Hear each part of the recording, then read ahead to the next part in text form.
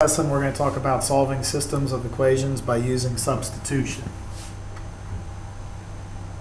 And here's an example of a system of equations. We have y is equal to 5x plus 18 and y is equal to 2x.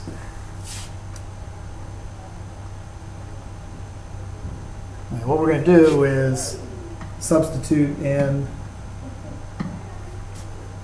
2x for y.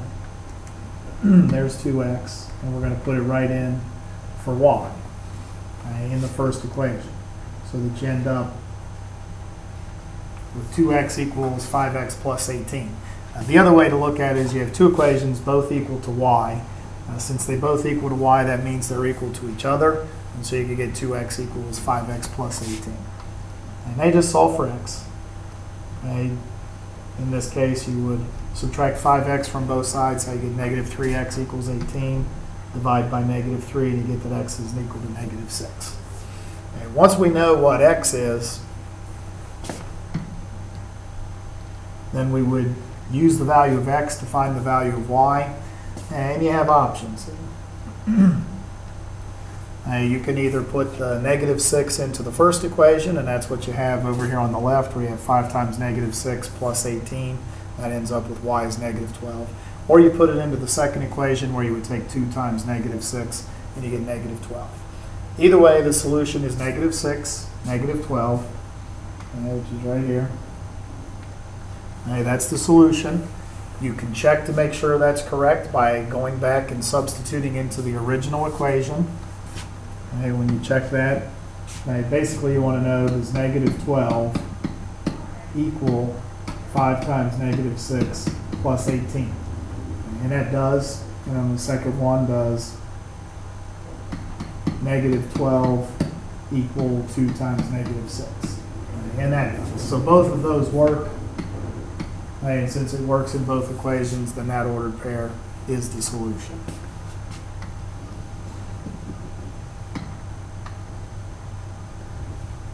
And now here's our second example. In this example, we have two equations.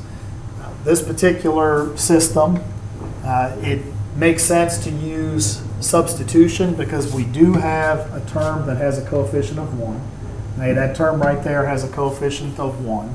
So what we can do is solve that equation for x.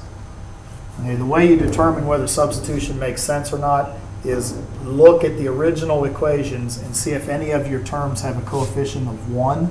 If none of them have a coefficient of 1, then maybe one of them has a coefficient of negative 1. That might make sense also.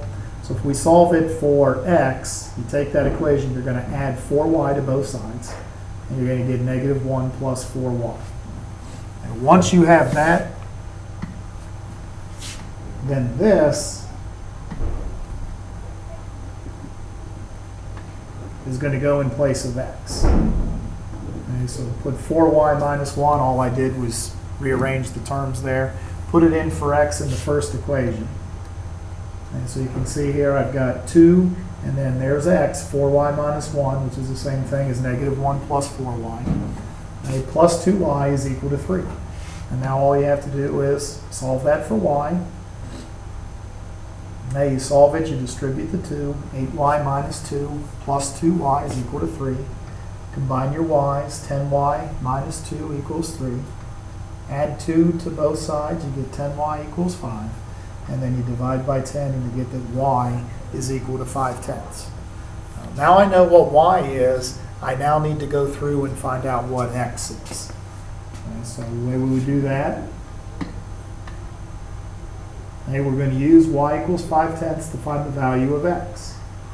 So right back into the equation where we had x equals 4y minus 1, 4 times 0.5, minus 1, that's y, or x equals 2 minus 1. And we get that x is equal to 1. So my solution, x is 1, y is 0.5.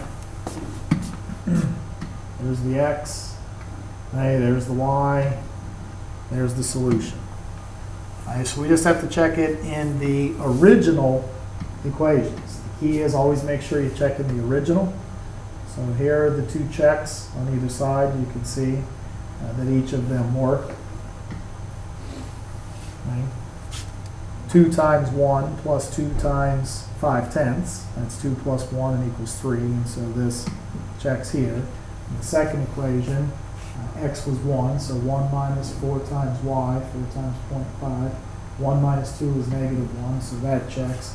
And so the solution is 1/1/2, or 1.5. Now in this problem, hey, we have our system. Hey, I've got, here's a term that has a coefficient of 1. There's a term that has a coefficient of 1. So you could solve either equation. Now you could solve the first equation for x, or you could solve the second equation for y. Doesn't matter. And really, if you wanted to, you could solve for x right there. That's a coefficient of -1. That's pretty easy to solve also. I think what I'll do is I'll solve this one. Solve for y. And if I solve that for y,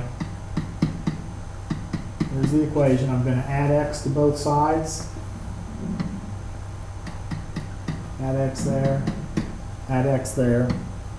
And that's going to give me y is equal to x minus 7. Or you could say -7 plus x. Now that came from the second equation. So I'm going to take this and I'm going to put it in for y in the first equation. And when I do that, I'm going to have x plus 2 times x minus 7, and that equals 4. And so if you look at that equation, that's x plus 2y equals 4. But I substituted in x minus 7 for y. Solve the equation. X plus 2x minus 14 is equal to 4. 3x minus 14 is equal to 4. 3x is equal to 18. Therefore, x is 6. And once I know what x is, you can plug that 6 right in there to find out what y is. Y equals 6 minus 7, therefore y is -1. Here's my solution. Those are the values. Write your ordered pair. Oops. Write your ordered pair 6, -1, and that would be the solution. Which I would suggest that you check. My check, I'll slide in right here. The first equation is 6 plus 2 times -1. The question is, does that equal 4? That does check. 4 equals 4. In the second one, you have the negative sign. So then the opposite of 6 plus -1. Does that equal -7? That does equal -7. So that checks. And so that ordered pair is a solution to both equations, therefore it's the solution to the system. So substitution again makes sense. If one of the terms has a coefficient of 1, you just solve one of the equations, either one, for x or y. Substitute into the other one, solve your equation, go back and find the other variable, make sure you check your solution at the end.